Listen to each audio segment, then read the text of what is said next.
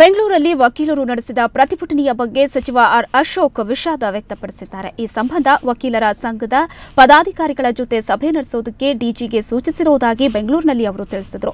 ಸಮಸ್ಯೆಯನ್ನ ಸೌಹಾರ್ದಯುತವಾಗಿ ಇತ್ಯರ್ಥಪಡಿಸಲಾಗುವುದು ಅಂತ ಸಚಿವ ಅಶೋಕ್ ತಿಳಿಸಿದರು. ಅಲ್ಲದೆ ಇಂತಹ ಘಟನೆಗಳಿಗೆ ಪೊಲೀಸರೇ ಬಲಿಪಶುವಾಗ್ತಾರೆ ಎಂದ ಸಚಿವರು ಪೇದೆ ಅರುಣ್ ಆರೋಗ್ಯ ವಿಚಾರಿಸಲು ಪೊಲೀಸ್ ಅಧಿಕಾರಿಗಳಿಗೆ ಸೂಚನೆ ನೀಡಿರುವುದಾಗಿ ತಿಳಿಸಿದರು. ಇನ್ನು ಮುಂದೆ ಈ ಥರದ್ದು ಏನೇ ಘಟನೆ ಆದಾಗ ಕೂಡಲೇ ಬಂದು ನಮ್ಮ ಕಮಿಷನರ್ ಜೊತೆ ಡಿ ಜಿ ಅವ್ರ ಜೊತೆ ನಮ್ಮ ಜೊತೆ ಮಾತಾಡ್ಬೋದು.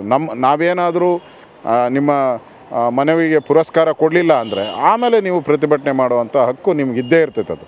ಅದರಿಂದ ಮೊದಲು ಅಪೀಲ್ ಮಾಡಿ ಅದು ನ್ಯಾಯ ಸಿಗಲಿಲ್ಲ ಅಂದರೆ ನೀವು ಮಾಡುವಂಥದ್ದು ಧರ್ಮ ಆಗ್ತೈತೆ. ಅದರಿಂದ ಮುಂದಿನ ದಿನಗಳಲ್ಲಿ ಈ ಥರದ್ದು ಯಾವುದೇ ರೀತಿ ಘಟನೆ ಆಗದಂಗೆ ನೋಡ್ಕೊಳ್ಳುವಂಥ ಜವಾಬ್ದಾರಿ ನಮ್ಮ ಮೇಲೂ ಇದೆ ಮತ್ತು ವಕೀಲರ ಸಂಘದ ಮೇಲೂ ಇದೆ ಅನ್ನೋ ಮಾತನ್ನು ಅವರಿಗೆ ಹೇಳಿ ದಯವಿಟ್ಟು ಈ ಒಂದು ಏನು ಗೊಂದಲ ಆಗಿದೆ ಇದು ಮುಂದುವರಿಸೋದು ಬೇಡ, ಇಲ್ಲಿಗೆ ಅಂತ್ಯ ಮಾಡಿ ಅಂತೇಳಿ ನಾನು ಅವರಿಗೆ ವಿನಂತಿ ಮಾಡ್ತೀನಿ. ಇವತ್ತು ನಮ್ಮ ಡಿ ಜಿ ಶಂಕರ್ ಬಿದಿರಿಯವರಿಗೂ ಹೇಳಿದ್ದೀನಿ. ಇವತ್ತು ಅವರೆಲ್ಲ ಲಾಯರ್ಸ್ ಅಸೋಸಿಯೇಷನ್ನ ಎಲ್ಲ ಪದಾಧಿಕಾರಿಗಳನ್ನ ಕರೆದು ಚರ್ಚೆ ಮಾಡಿ ಅಂತೇಳಿ ನಾನಿವತ್ತು ಅವ್ರಿಗೆ ಸೂಚನೆಯನ್ನು ಕೊಟ್ಟಿದ್ದೀನಿ.